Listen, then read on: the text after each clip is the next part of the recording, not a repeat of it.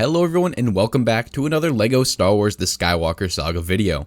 And today we are going to be talking about the very first movie, at least in chronological order, The Phantom Menace.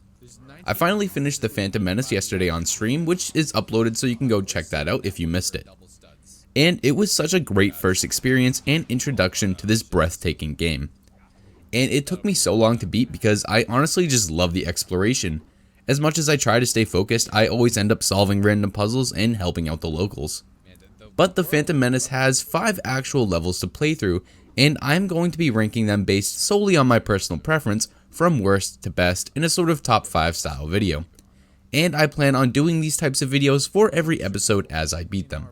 So before we get into the top 5 list, please leave a like if you are enjoying these new LEGO Star Wars videos and leave a comment down below, as right now I'm kind of breaking the norm of my regular Battlefront videos, but I'm just having so much fun with this game. And don't forget to subscribe to the channel for all of your Star Wars needs. So starting off with our list at number 5, we have the very first mission, A Bigger Fish. This mission takes place right after visiting Oto Gunga, and just like in the movie, Qui-Gon and Obi-Wan and Jar Jar convince Boss Nass to lend them a bongo so they can get to Theed Palace in time to save the Queen. And so far, I think this has been without a doubt my least favorite mission. For starters, it's completely on rails, leaving absolutely no exploration to be had throughout the level. The mini-kits and other collectibles just appear in bubbles that you have to shoot, and sometimes it's really frustrating as these various fish monsters will block these collectibles or your torpedoes so you just won't hit them at all. This level is also extremely short. It felt like it was over in like 2 minutes if that. And this mission is even worse if you're playing co-op, as one person just gets to steer and one person gets to shoot. So you're either just moving from the left to the right the whole level, or just spamming the fire button the whole level, which I don't really know which one's worse. It just really lacks in creativity compared to all the other levels, which is a shame. I do appreciate them exploring new missions and scenes we haven't seen before in previous LEGO games, however the execution here just didn't work for me. On the bright side though, Qui-Gon, Obi-Wan, and Jar Jar do have some great banter throughout the mission, and we also get the bigger fish meme, which made me laugh. Next up at number 4, we have the Boonta Eve Classic, or better known as the pod racing mission. And we all knew this one was coming, and it's a great level. The twin alien announcers have some great commentary to listen to throughout the level, and the formula is just very similar to the mission we had back in the original LEGO Star Wars game. You play as young Anakin Skywalker and have to race 3 laps and beat Sebulba. However, there are a few twists this time around. There's a new perspective. It's almost like the whole mission is in first person, and that really adds to the feeling of how fast these pod racers are. When I first loaded into it, I was crashing into the walls and felt like I was going at breakneck speed. And throughout the mission, your power coupling will fail, and just like in the movie, you'll have to reattach it with some sort of magnet device, which is a nice sort of quick time event to break up the gameplay a bit. However, the reason it's at number 4 is because I just personally like the other missions better, and I think the original pod racing mission is better than this one too. I think this new one is just a bit more linear than the old one and has less alternate routes to take. However, it's still a great level and I had a lot of fun with it. Moving on to our number 3 spot, we have Outmanned but not Gungan-ed. And I was just so happy when I saw this cutscene pop up and realized this was going to be its own mission. Back in the original LEGO Star Wars game, I always wanted this as its own level.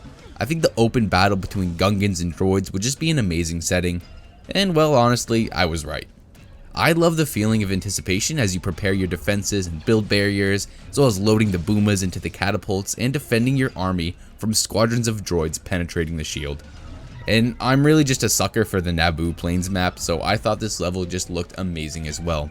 And we also have the catapult defense section, which felt like its own little balloon tower defense type of minigame, where literally thousands of battle droids and AATs are making their way towards the shield. And the scale of this battle was just insane, and it reminded me of the battle levels from the LEGO Clone Wars games, which I was a big fan of if you guys remember those. Overall, a great mission with a variety of gameplay and a mission I always wanted. The only complaints I have are it's on the shorter side of the levels, and I was hoping for a battle of this scale to be a bit longer.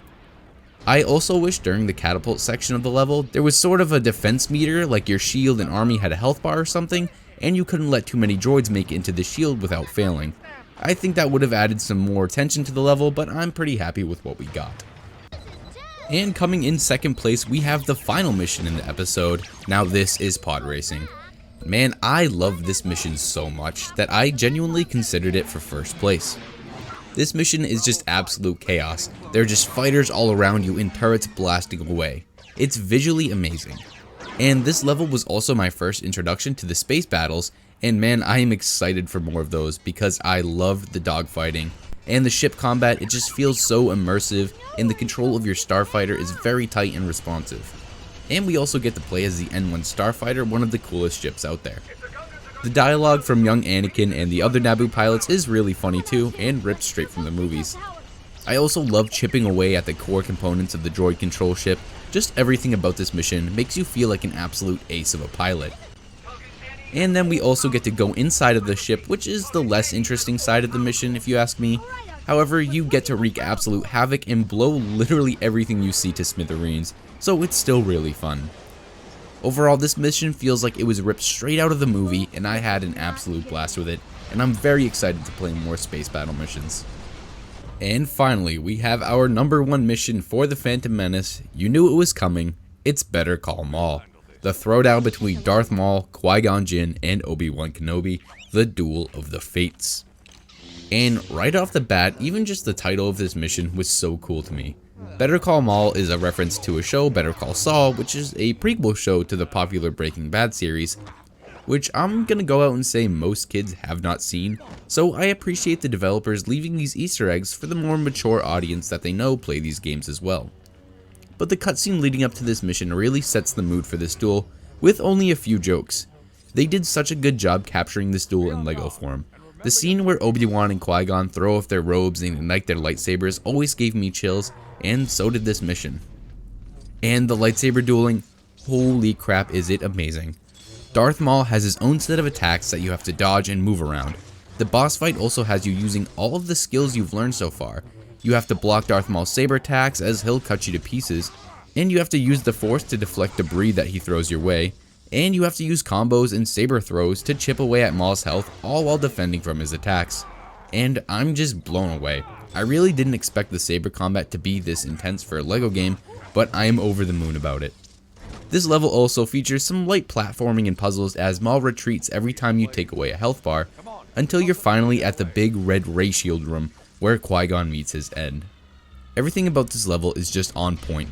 Even the dialogue throughout the mission between Obi-Wan and Qui-Gon, through the fight, coaching each other and communicating just captures the essence of these characters and this duel so well, which is why this level deserves the number one spot out of all the Phantom Menace missions. So there you have it, our top 5 Phantom Menace missions. Let me know what you guys think of the list and how would you place your top 5. There's plenty of more LEGO Star Wars and Battlefront content on the way, so don't forget to subscribe to the channel and turn on notifications to know whenever I drop a new video. Thank you so much for watching, and take care of yourself. We're wearing him down, Master.